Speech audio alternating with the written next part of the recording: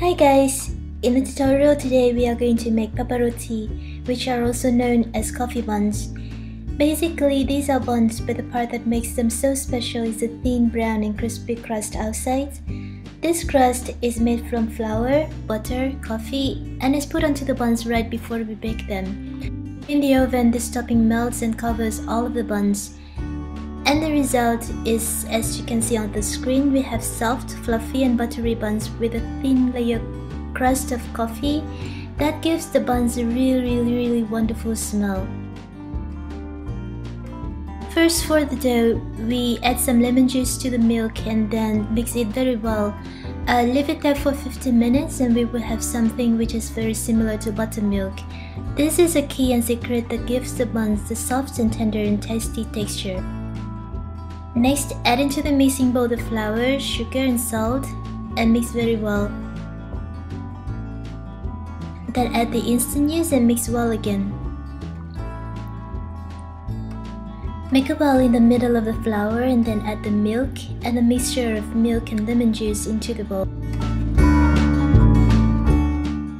Then lightly beat the egg and add into the bowl. Mix well until everything is incorporated.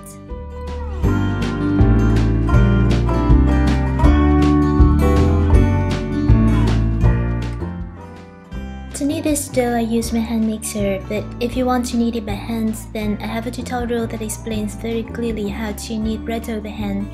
You can click on the video above to see that tutorial or search for Hokkaido bread recipe in my playlist. So when kneading the bread dough with the mixer, always start at low speed and knead for about 2 to 4 minutes until the dough turns out to be smoother. Then we can raise the speed to medium, but not too high because it will increase the temperature in the dough, which ruins the flavor of the buns. As we knead, we will see that the dough gets much smoother and more elastic. After about 10 to 12 minutes, depending on the speed of the mixer that you set, the dough will become very smooth and elastic.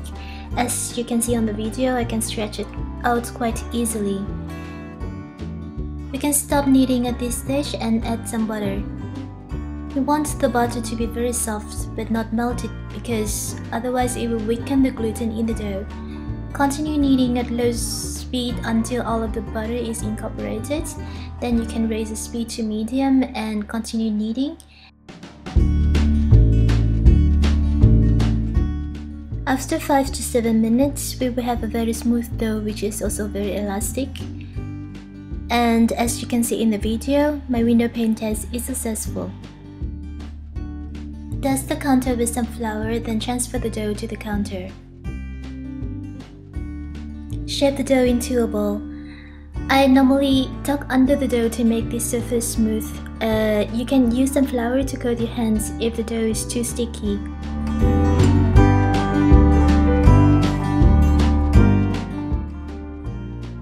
So this is a bowl that I'm using to proof my dough. I grease it with some oil to prevent the dough sticking to it. Then I put the dough in the bowl and then flip it over. By doing this, the dough is then covered by a thin layer of oil. Cover the bowl and we let it rise at room temperature until it's doubled in size.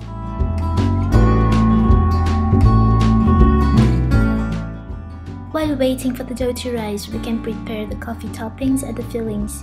First, add into a bowl the flour, cocoa powder, and then mix well. In another bowl, add in the soft butter.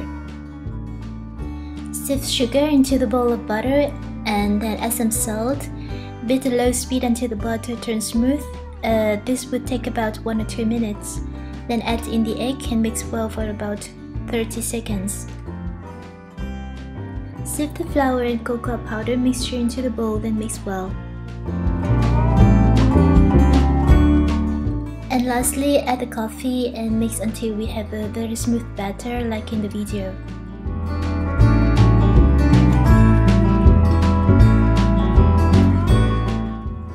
Put a piping bag into a glass, then pour the topping into this bag.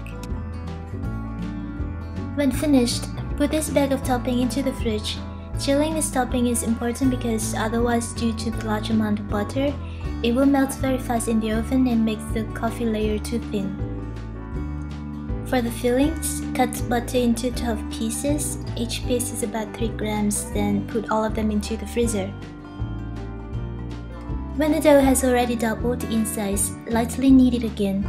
This kneading helps to relax the gluten in dough and to prepare it for the shaping stage.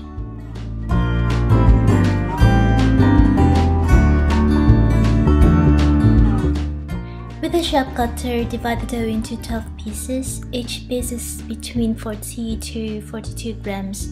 Then tuck under each piece of dough and shape it into a small ball.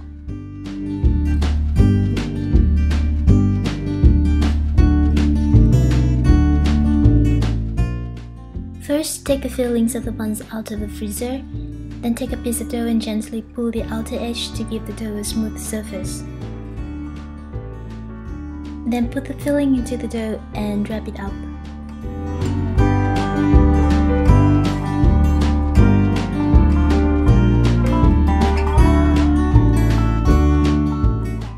And finally, roll the dough in a circular motion, and we will have a very nice round ball.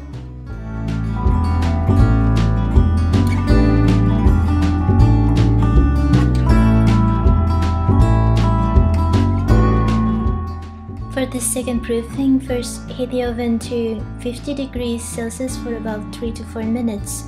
We want the temperature inside the oven to be between 32 and 38 degrees Celsius, which is the ideal temperature to proof bread dough.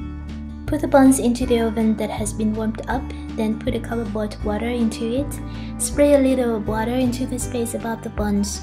This helps to keep the air inside the oven moist.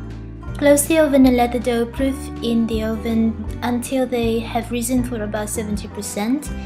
And then when the dough is ready, take them out of the oven and preheat the oven to 180 degrees Celsius. We add the topping onto the buns just before putting them into the oven so that it won't melt. Keep the bag straight up and squeeze it. We pipe the topping in a spiral pattern and we try to keep the line close to each other so that the topping will be even.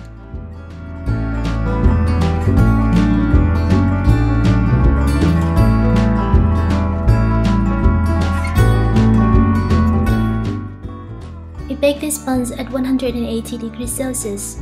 The topping will melt and run down to cover the buns, and after about 3 to 4 minutes, the topping will cover the whole buns and gets firmer from that moment on.